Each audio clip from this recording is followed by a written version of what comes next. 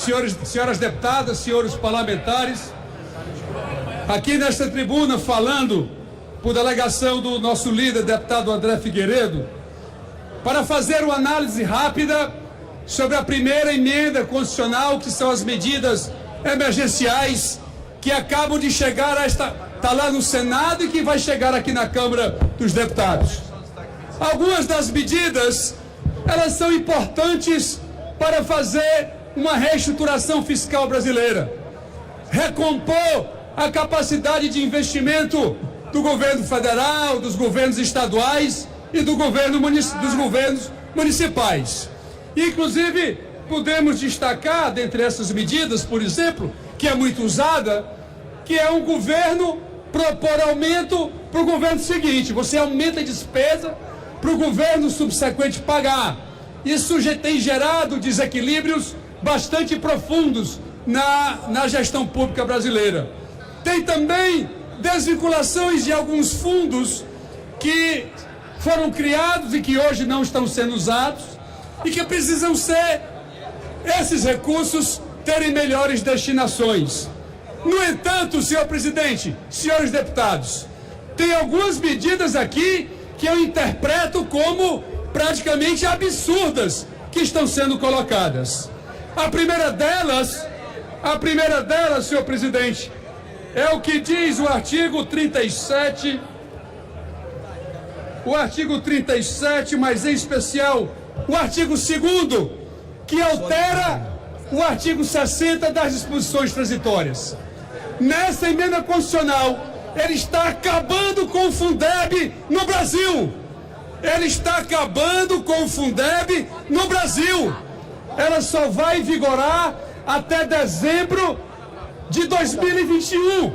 Então funciona 2020, funciona 2021 e depois as vinculações estão terminadas.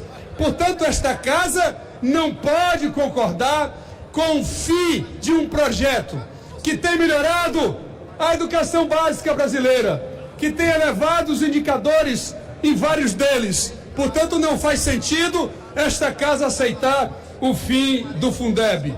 Me estranha também, senhoras e senhores deputados, dentre outras medidas importantes, como, por exemplo, a inserção na apuração do gasto de pessoal dos pensionistas, que hoje na Constituição estava fora, o que tem gerado estados e municípios enganarem os seus gastos com o pessoal em função da retirada dos gastos de pensionistas, que essa emenda constitucional vem a incluir. No entanto, me estranha quando a emenda constitucional propõe o corte de 10% dos incentivos fiscais.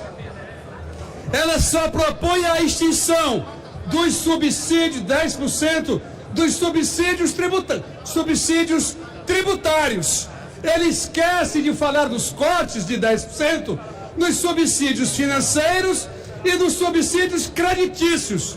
O Congresso Nacional, ele só conhece os subsídios tributários e os financeiros, mas o Congresso Nacional não conhece quanto o governo federal gasta com os subsídios creditícios. Portanto, é fundamental que nessa diminuição dos 10%, que os subsídios creditícios estejam inseridos nessa proposta para fazer o ajuste que todos nós desejamos e que precisamos estar incluídos. Agora, uma outra medida estranha. No teto do gasto foi colocado, depois de exterminar a vinculação dos 18% da União e dos 15% da 18% da educação e os 15% da saúde, colocaram lá que seria atualizado ao longo dos anos.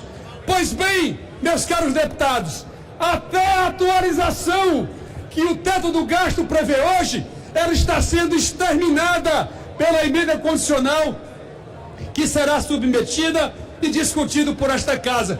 Como pode?